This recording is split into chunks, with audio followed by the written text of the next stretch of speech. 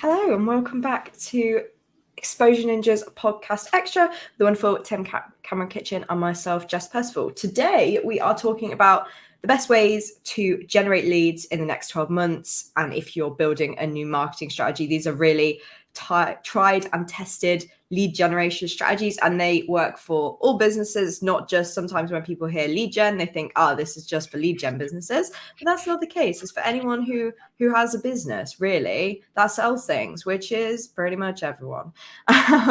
So these strategies will work, for pretty much everyone. And you should be incorporating them into your strategy very, very soon. Tim, would you like to kick off? Yes, I would absolutely love to. And just apologize in case anyone can hear some background noise or someone is sawing some tiles very close. So enjoy the background harmonies of whatever that big circular saw. Okay, one of my favorite lead gen strategies, and I guess one of the things that we've implemented for Exposure Ninja clients a lot over the last decade and has been a consistent source of great leads across various different industries, is really simple. It's basically, how do I describe this? It's creating content that targets problems potential customers have, particularly if they don't know that you exist yet. Do you want an example, Jess? Please, Tim, please, because that was a lot of words. So I'll give you an example. The example I'm going to give isn't strictly lead gen, but it shows exactly the process. So we bought a fig tree for our lounge, right? And in our house, I'm the person who's in charge of the plants, mainly sort of keeping them alive. So we bought this fig tree and I'm like, I'm keeping you alive, mate. You and me, we're seeing our days together. I'm keeping you alive. Stick with me. Anyway, inevitably, within the first couple of weeks, this thing's dropping leaves. The leaves are going brown. And I'm thinking, something bad's going to happen to Tim if this thing dies. So I start looking around online, describing my problem, fig tree leaves going brown, dropping, whatever. And I find this beautiful, I can't remember whether it's a website or YouTube channel. I think it's probably both. But this content that exactly describes what my problem is, shows me pictures, explains it all, and it presents the solution, which is this liquid which you add to the water in order to prevent what's called fig tree root rot, which is the sort of diagnosis that this content had given me for my situation. Now, immediately I'm buying this, and I upsold to the bundle, which included all the other fig tree accessories as well. And I went from not knowing, I wasn't looking for fig tree fertilizer or fig tree root rot preventer or whatever that liquid is. It's not even a root rot thing, right? It's probably just some like antibacterial thing or some fertilizer. I don't know what the thing is, but they've presented it as the solution to a problem. And then they'd found me by writing about the solution to my problem. So I very quickly converted, despite not having any sort of commercial intent on the front end, really. I didn't have commercial intent. I actually wasn't looking to buy anything. But because they put that content in front of me and got it right in front of me when I needed that, the presentation of their product was very compelling. So that's how it works. Now, of course, that's like e-com, but it also works for all sorts of industries. We had someone on the Exposure Ninja show back in the olden days, maybe even before you were born, Jess, from Proposify, and I think it was Proposify or one of the proposal softwares. And he shared the strategy that they'd used to grow a lot, which was they'd created a whole bunch of proposal templates for different industries, and they got these rankings. So when an architect searches for architect proposal template, up comes the Proposify website or whatever it was with an architect proposal. And they would then go onto this page and say, oh yeah, this is a great proposal template. And the proposal template will be inside the software. So they'd gone from not having any commercial intent at all, I'm not looking for proposal software, to looking for a particular solution. That solution is then presented, the company's product is presented as a solution. They then go and buy it, because actually when you think about it, it's not ideal to be copying and pasting from Word or whatever. So they end up purchasing, and that led to their significant growth. It led to a huge increase in traffic for them, and that traffic converted very well as well, I seem to remember, because they nailed that problem. So that's the first thing, is this creating content about the problems that your customers have, even if they don't have commercial intent, and especially if they're not looking for you yet. Absolutely. Yeah, there'll definitely be people out there who don't even know that they have a problem, right? So they might be searching for things like a checklist or something like that. And turns out that their problem is far bigger and needs far more of a change than just what a checklist can provide. But unfortunately, they don't know that. They don't know that you're the solution. They don't even know that they need a solution. So you really have to think about the things that your customers are searching for, whether they know you exist or whether they even know that their problem exists. Like, some people don't even know that there's an answer to that. They don't even know that they can't even believe that thing exists. They can't even imagine it. Like, I didn't even know that fig trees specifically have root rot. You know what I mean? And like, you wouldn't even know that was the answer to your problem. But sometimes you don't even know you have a problem in the first place. You think you know the solution, and you need educating that actually you do have a problem. So that's, I think that's incredibly useful for lead gen, for sure. And the next step on that, so a lot of businesses will do that and they'll create content, or not a lot of, but some will do that and they'll create the content around it. And then they think, well, I don't want to spend money on that traffic because it doesn't necessarily have commercial intent. So I'm just going to rank organically. I'm just going to put out stuff that ranks organically and gets organic traffic. And I think what we've seen with some of our clients over the years has been that actually, if you know that your conversion rate on that traffic is high and the clicks are relatively cheap from like paid search, for example, you can make the numbers work more often than not by driving paid traffic to that content as well. Because in all reality, if you're, let's say that you're looking at a phrase like fig tree leaves falling, well, that's going to have incredibly low CPCs, because that's not a commercial search. But if you know that you can make money from that informational intent traffic, you can afford to spend a few pence or a few cents per click, knowing that you've got like a 1 or 2% conversion rate, your average order value is X, and you can work on it. So don't discount running paid traffic to that sort of informational content if you know your numbers.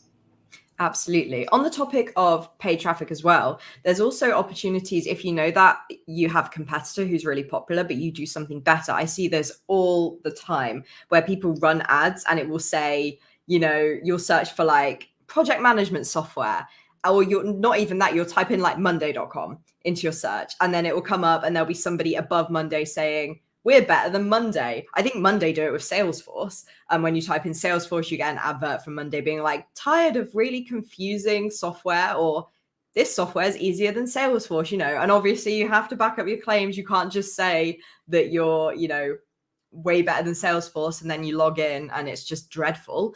But that's another way that you can generate leads, because those people are already thinking about converting. They've already started doing their research, or maybe they've just been told in passing, oh, you guys need to get on Salesforce, and they're not totally sure. They type in Salesforce and then they see, oh, this advert is saying that Salesforce is really complicated and we don't want that. Let me check out monday.com. So yeah, that's another pretty smart way that you can generate leads using PPC, for sure. Yeah, that's an excellent example. And if you know that, Salesforce people have problems with pricing, don't they?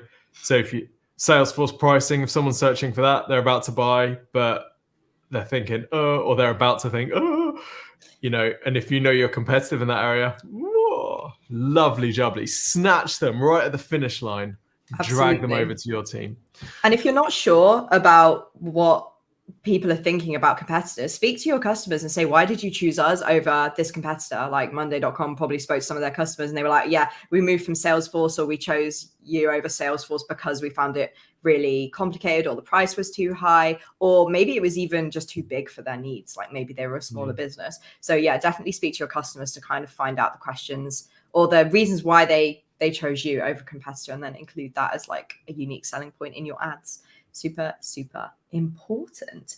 Another thing that you should be looking at with your lead generation is any sort of like tripwire products or services that you offer that have like a lower barrier to entry. So you might offer a course or something a little bit smaller that will then help people make that final conversion. So for instance, there's a mattress brand in the UK called Simba, and they offer, I mean, this is a big example. I have to say this is still quite a big investment, but they actually offer almost a subpar version of their core product, right? They offer like a way cheaper kind of, not naff. I don't want to say it's naff. It's probably still better than a lot of products. But not only does this work as kind of a gateway into buying more stuff from Simba, it also works as kind of a, if you want to spend less, you could buy this, but actually put it next to our better product. If you want to spend a bit more, you get this, but actually put it next to our even better product and you could spend even more. And Tim's nodding his head. And I think, Tim, you might have actually been drawn in by this exact tactic, by this exact brand, perhaps. You have This good is memory, actually, Jess. Yes. yeah.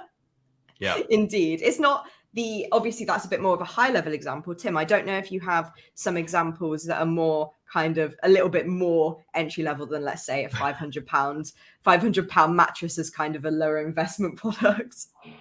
Well, I mean, I do think this works at all levels.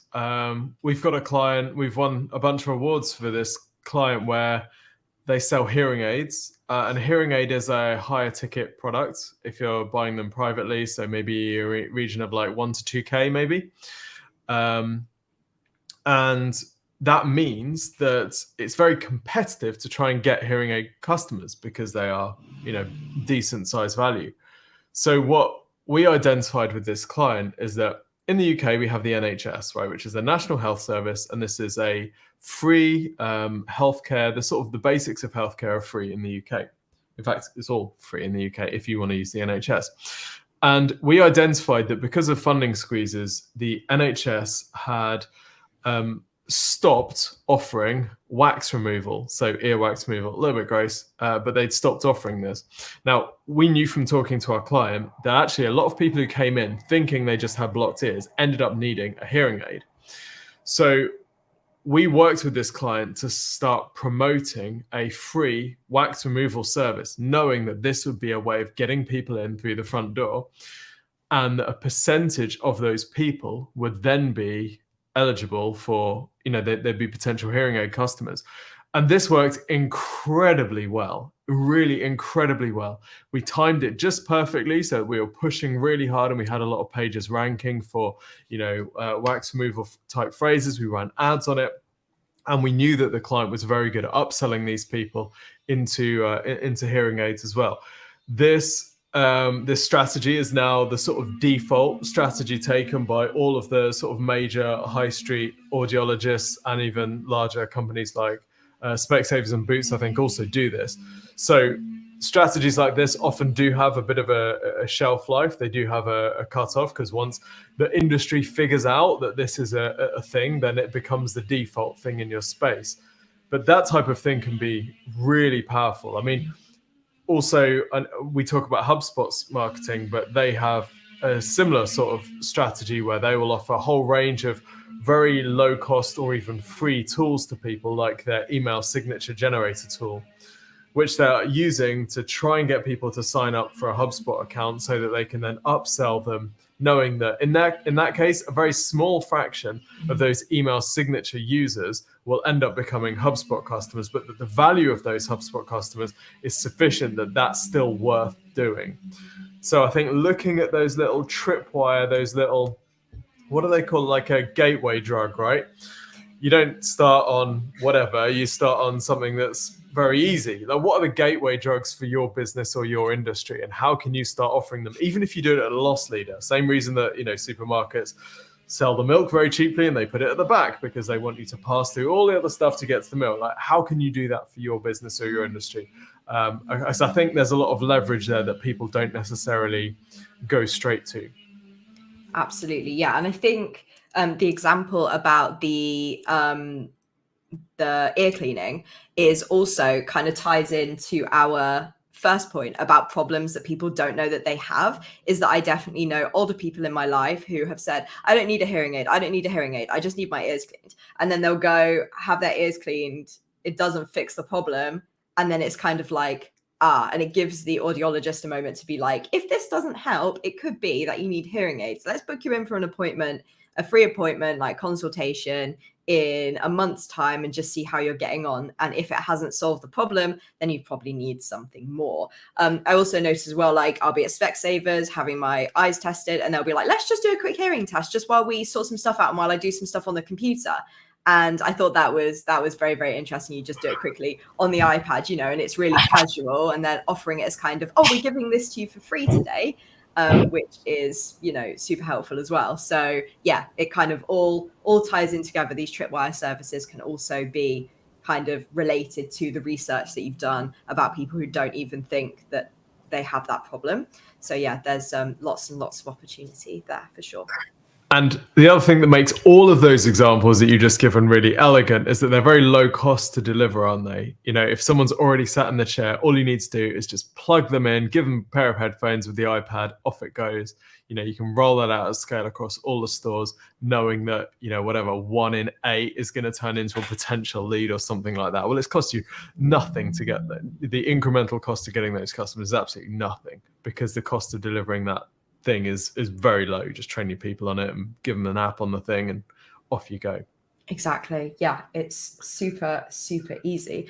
Somewhat relevant to this, Tim, is having hyper niche pages on your website. Now, I know that some people can be a little bit scared of going hyper niche on stuff like this because they think, well, what's the point in making this page if the search volume is 0 and, not many people are going to visit it? Like, will the investment be worth it? Will we get enough conversions? And I would say that if, like, the tools aren't always right. Sometimes they make mistakes and they register, less than a certain number as 0, but actually you are getting searched for that.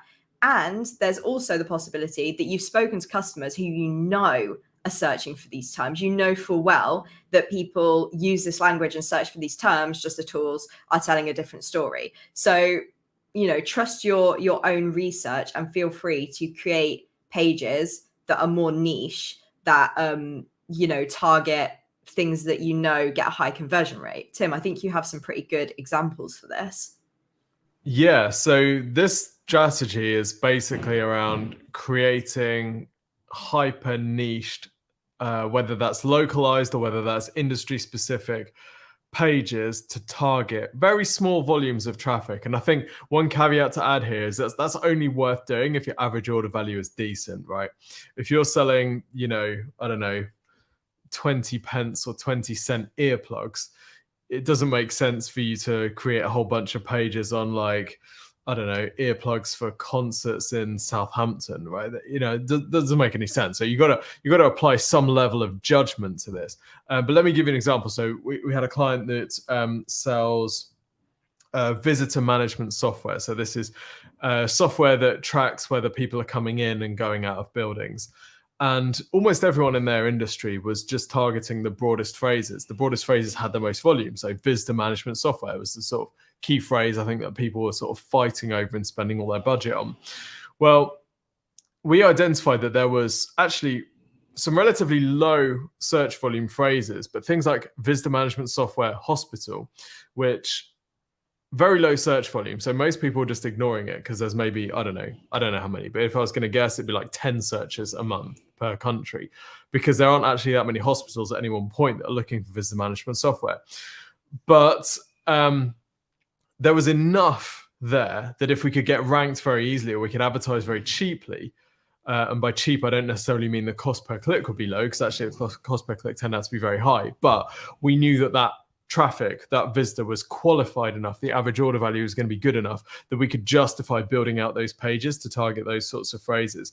And it worked really well for them. 74k investment yielded a 2.7 million pound pipeline from those types of niche pages. Very easy to do, very low competition.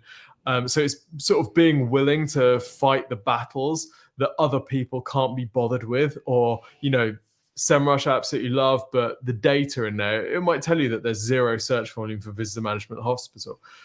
Well, if like you said, Jess, if you know that some people are going to be searching for that, just because it's underneath the threshold of what a tool like SEMrush is going to report, doesn't mean it's not worth doing.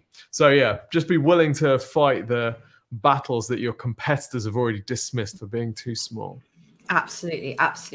We've had a question on our live stream as we record this podcast live every Tuesday, asking if we could be continuing to touch on marketing news in our podcast. And at the moment, because it's coming up to that time where everybody's getting ready for the next year and they're preparing their marketing strategies, we're talking about a lot of things relating to strategy at the moment, just to prepare you for the year ahead. But in the future, we will be going back to marketing news when there is a lot to talk about. We also had a comment asking why you would wear earplugs to a concert, which is not related to marketing. But I would like to say, Tim, you are dead on. I'm a person who wears earplugs to a concert on occasion because it can get very loud, hurt your ears. And if you're working at concerts, you must be wearing earplugs. Very, very important. Anyway, back to the marketing. Now we've done the medical section. Next up is email lists. We always talk about email lists on this podcast because they're super, super important. And we often find that mailing lists go a little bit neglected, basically, is that you will have built this fantastic mailing list through a campaign, or perhaps you have people signing up to an initial kind of automation, or you're collecting emails to send information about somebody's purchase. And then they just kind of sit there and they don't really do anything. And we know from experience that you can make a huge return on investment from your mailing list. These are people who already want to hear from you. They've put their email in that box and they're saying, yes, I want to hear from you. They're staying subscribed and they want to hear from you. It's a great place to convert. I will give you a heads up with this strategy is if you haven't emailed people for a really, really long time, with your initial email, you will get a bunch of unsubscribes. That doesn't mean that's going to happen every single time. I just really want to reassure you that that is just something that happens when people signed up to a mailing list ages ago and then haven't used it. That won't happen every time. Just wanted to warn you. Tim, I think you have some pretty good examples and quite a colourful way to explain the mailing list that's dormant. Do you think they want to know my snail hibernation fact, Jez? I think they do want to know your snail hibernation fact. So did you know that some snails can hibernate for 3 years? That's really long. That is really right. Yeah. I'm not How's sure. it relate to email, Tim? I don't know. No, but the point is your customers can also hibernate for equally long periods of time. In fact, sometimes longer. We regularly get clients that come to us and they say, I signed up for your email list. We had one that waited 6 years between signing up to actually becoming a client. And you never know. Like if you're selling something particularly that people buy, maybe people sign up for 12-month contracts or people buy, regular cycles in the business. It might just not be the right time for them at the moment. That doesn't mean that they're dead to you. It just might mean that they're hibernating and they might be hibernating for 3 months. Snail mail, Phil says it's very good. It's very good. Exactly. Yeah. Well, here's a recent example. So ages ago, I was saying, I need a new suitcase really for future holidays, but I hadn't really had anything booked. And my mum said, you should check out Trip because I've used their suitcase and they're really good. So I was like, cool, headed on the website, the email box popped up. I put my email in there because I thought, well, I'm going to need a suitcase at some point in the future. I've had recommendations from people, sounds good to me. And then say I get an email, we're doing a sale, we've got suitcases in the size that you want for half price. And of course I brought one. And I had a 10% discount as well from when I originally signed up. So yeah, it was just a really great experience. So even though it was kind of a thing that I'm like, not right now, but yes, in the future. And this is especially important for if you have a higher price point, because people might need a little bit more time to think about it, and just gently nudging them, sending them reminders and things like that can really help move them towards that purchase. So please use your emailing list because it is fantastic. Total goldmine. And is it interesting that you use the example there of a discount? And that can often, like sometimes if you've got people in your mailing list that are old, not if you've got subscribers that have been a subscriber for a long time, it's not like old people need discounts in order to make a purchase, but sometimes they do. If you've got my parents on your email list, you're going to have to come up with some big old discounts to get anything out of them. But sometimes running some like reactivation offer or repackaging your service in an original way can activate potential customers that wouldn't have otherwise been reactivated. At Exposure Ninja, we spent a lot of this year building out our branding offering and introducing something called Fix Your Machine, which helps companies sort of whose digital marketing just hasn't been working, but they haven't been able to figure out why. We created this service, which took a bunch of our branding work, our positioning, our customer research work. We packaged it all together in this thing that's called Fix Your Machine, which basically gets their business tuned up so that they can make more from their digital marketing. We'd offered these services for years, but because we packaged them in a new way and we could describe them in a new way, a bunch of our old subscribers who've been, trawling away at the coalface trying to make their digital marketing work, when we said, hey, we've got this thing called Fix Your Machine, they're like, oh, that's exactly what I need. So they end up becoming clients. And I think sometimes it takes a different approach.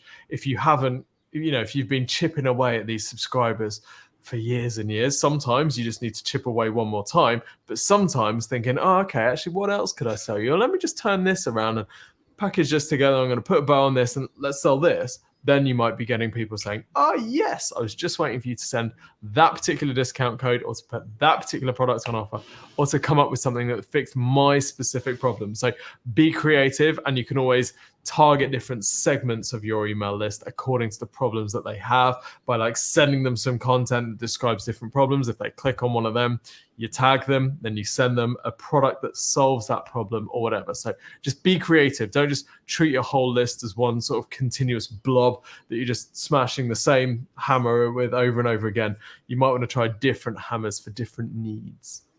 Absolutely, yeah. Don't sleep on your mailing list, because it can be super, super helpful. We also want to talk to you about becoming a leading source of industry information. This can not only sort of bring people to you who are in your industry but didn't know they needed your thing, but it also helps you look super, super, super professional. It's a really great way to get some more leads. And Tim, I think you know a little bit more about this than I do. I do. Again, speaking as a customer of this strategy, so in the agency world, there is a niche accountancy firm that works with agencies called WOW, the WOW Company, and they have this phenomenal report that they produce called the Agency Bench Press Report. And what they do is they basically take the data from their clients, they run surveys to the industry, and they produce this, I don't know if it's annually or quarterly, I'm not too sure, but they produce this report, which basically is like a state of the agency industry. It tells you things like how agencies are pricing, what their outlook is on business, a whole bunch of stuff that as an agency owner or operator, you're going to be interested in reviewing. And it's a fantastic marketing tool for them because firstly, they're saying, we understand your industry. So huge amounts of credibility. Because they're using data that you don't have access to, you're also thinking, wow, this is a really specialist, high expertise company. I need this level of expertise. I need this level of understanding in my life. But it's also a fantastic industry lead generation asset for them. Because when they publish this, everyone wants to go and download it. Of course, it's behind an email sign up. So you're then on their email list and they know that you're an agency or someone who's involved in the agency space. So they're building a really high quality list. So I want to pose to you, the viewer or listener, what level of understanding do you have about your customers, which you might be able to sell back to them? And I don't mean sell as in you're transferring money, but how could you present that understanding or that unique insight that you have about your industry as a way to really position yourself as an expert in the space? Almost every business has some level of this. And then how do you promote it? How do you market it is another question. But using this type of strategy as a big net to catch a lot of fish can work really well. Absolutely. Yeah. And if you want to kind of know about this in I guess a more simple way. Now, I suppose this isn't the best ever example because I can't actually remember what they were selling. But I'd seen a PPC ad where it was something to do with 1 in 4 people do this. But then it was also kind of included kind of a funny fact that was 1 in 4 people can lick their elbow. That wasn't what they said, but it was something weird. Or it was 1 in 4 people snort when they laugh. That's what I remembered seeing. It's if you're a person that snorts when they laugh, then you're probably a person who also experiences this. And then it was kind of like, I can't remember exactly what it was, but it was, Tim, you'd written something in the notes about like, show them they're weird, show them they're an outlier. And I kind of felt that with this ad, is that it was very much like, you're part of a niche community that's as niche as this. You know, we want you. I wish I could remember what the business was. I've seen it a few times. So yeah, hopefully I'll remember. Well, oh yeah, okay. So let's follow that. So how can you show people that they're weird? That works as a positive and a negative, right? So if I'm WoW and I wanted to take my bench press report to the next level, I'd be creating content on my website about average agency profit margins or average agency prices or whatever. And using that, because the people who are going to be searching for that are going to be thinking, am I weird? Is it weird that my margin is like 2%? Well, I'm going to search for average agency margins. Oh, here's a piece of content. Oh, I can sign up for the thing to see what everyone else's margins are, and I can find out if I'm weird and potentially find the solution to my weirdness. You can use weirdness as a good thing, as in welcome to our community of weirdos, but you can also use it as a motivation to get people to seek a solution to their weirdness if their weirdness is in fact problematic.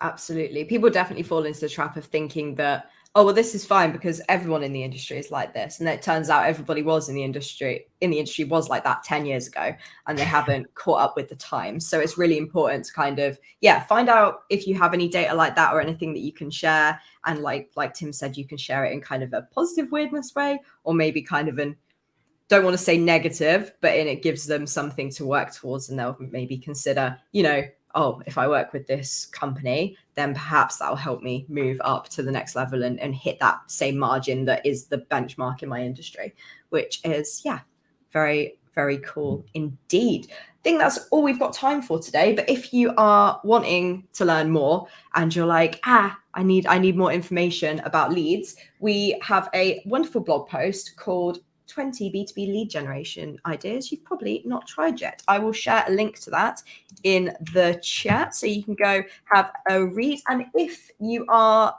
a person who runs B2C, if you head over to our blog, there is also a version of that focuses on B2C. But as ever, these things are often interchangeable, and reading the opposite one can often be really inspirational and help you think about the problems you're facing in a different way. So both of them are definitely worth a read for sure.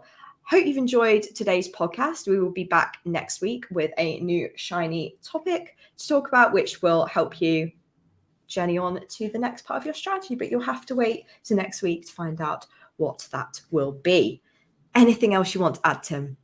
No, I can't wait to see what we're talking about next week. Yeah, it is planned. I just want to know. I just want to let you know it is planned. It's just gone out my brain immediately, as things tend to sometimes in these podcasts. It is planned, but just not by us, right? Yeah. It's how to get maximum results from your marketing budget. Thank you very much, Dale, for coming in clutch there and helping us out. Yes, it'll be all about how to get the most from your marketing budget, and how to kind of refine your budget ready for the new year. And with that, we shall see you next Tuesday. Enjoy your week. Bye. Bye.